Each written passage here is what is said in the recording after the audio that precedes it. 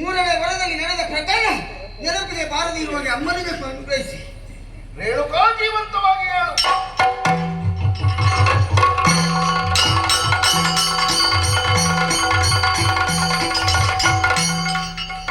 ಮರಳಿ ಕೈಲಾಸ ಲೋಕವನ್ನು ಸೇರುವುದಕ್ಕೆ ಅನುಮತಿ. ಕಷ್ಟ ಆಗ್ತದೆ ಸ್ವಾಮಿ, ಹೀಗಾದ್ರೆ ಕಷ್ಟ ಆಗ್ತದೆ ನನಗೆ ಸಂಸಾರ ಮಾಡುವುದಕ್ಕೆ. ಅಲ್ಲಿ ಎಷ್ಟು ಕೋಪ ನಿಮಗೆ? ಇವಳದೊಂದು ಬೇರೆ ಎಂತದ್ದು ಬೇರೆ?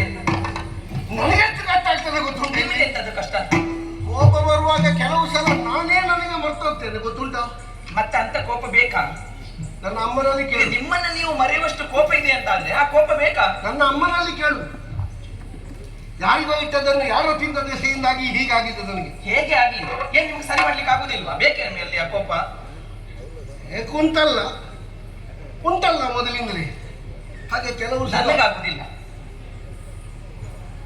ನಿನ್ನೊಟ್ಟಿಗೆ ಸಂಸಾರ ಮಾಡಬೇಕಾದ್ರೆ ಕೋಪ ಬೇಡ ಅಲ್ಲ.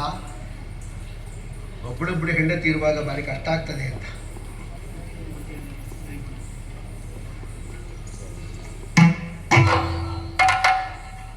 ಹಾಗೆ ಆಯ್ತಾ ಅಲ್ಲೇ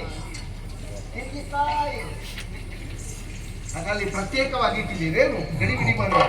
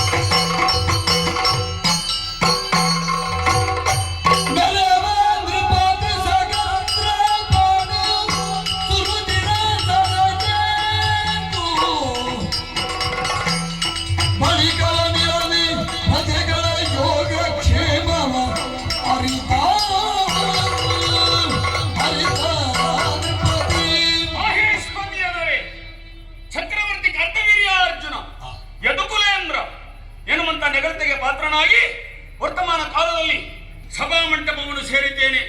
ಪ್ರಜೆಗಳನ್ನೆಲ್ಲ ಸಂತರಿಸಿದ್ದೇನೆ. ಏನದು ಗಲಾಟೆ?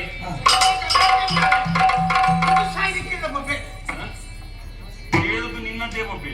ನನ್ನ ಒಬ್ಬೆ ಅಲ್ಲ. ಮತ್ತೆ ನೀವು ಕಾಡಿನ ಜನರಿಗೆ ಎಂತ ಹೇಳಿದ್ದೀರಿ? ನಾನು ಹೇಳಿ